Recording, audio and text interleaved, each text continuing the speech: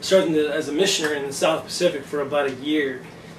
And I'll never forget my last day there as my time came to an end. I remember loading up all my stuff that I had onto the back of a truck, and everybody in the village, they came out to greet us, and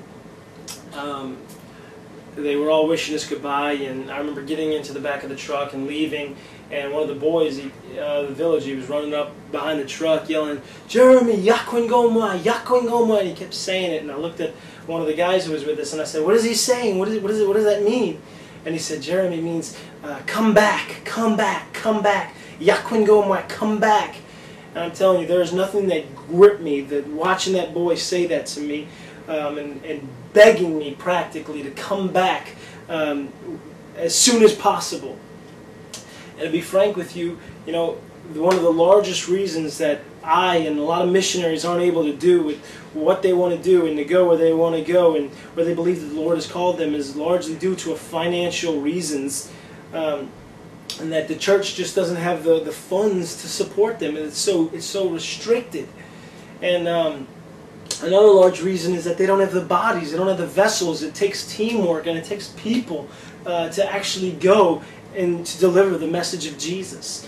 I read a very disturbing article. George Barnard did a survey, and he said that less than 10% of professing Christians actually tithe. Less than 10% of Christians actually tithe. So what is that saying about Christians who are actually supporting missions? It's got to be far less than that.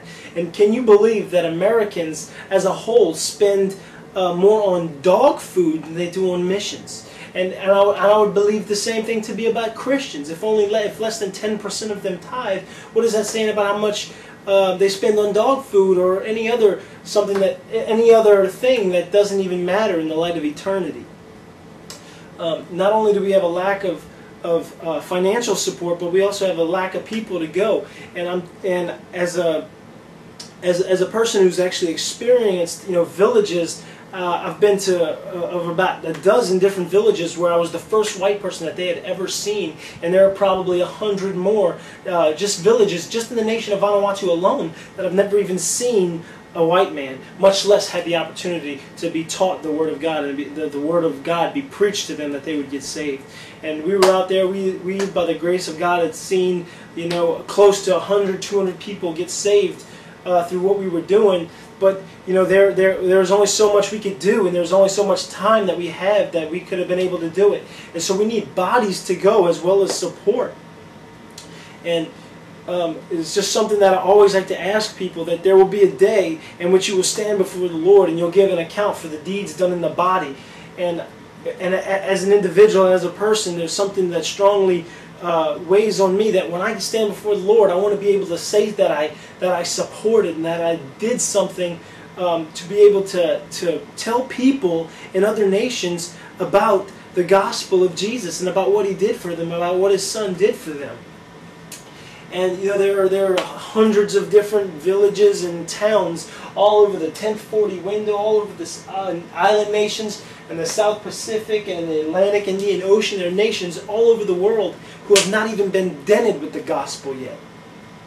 And as a more practical part, what can we do to be able to support this? Well, the first thing we need to understand is, as Christians, it is our calling to go and make disciples in all the world. Jesus said that this gospel of the kingdom shall be preached, and then the end will come. And we need to understand that it is our calling, it is our mandate as believers to do this, and to go and to spread and to support with our finances and with our prayer and with our encouragement. It is our responsibility to do this. And the second thing we needed to do is we have to understand that it is that missions and that the church is the means by which the Lord gave the world that they would hear it. It is the means in which the Lord, it is the avenue in which we are to go through. The church is the means by which we are to be sent. And in understanding that should be all the more the reason that we should tithe, and that we should give to missions through the church, and that we should send them through the church. And that is largely due to what the Lord had demonstrated even in the book of Acts. And the third thing we need to do is we need to be practical about it. And I don't think we have to pray and spend hours of prayer asking the Lord for His will in the matter, whether we should find a missionary support. I think it's a very practical thing that we should just go ahead and do it. We should be able to just see a missionary and say, hey, let me give you $20 that you're going to this nation that is awesome, and be able to support them because because we understand that as a responsibility that we have to go. And if we're not able to go, if we're married and we have kids, and we believe that the Lord has called us to live here in this time, then we should still be able to support them with our prayer and with our finances, because people's souls are a lot more valuable than a pet. And we need to find somebody somewheres to be able to send them and to be able to support them.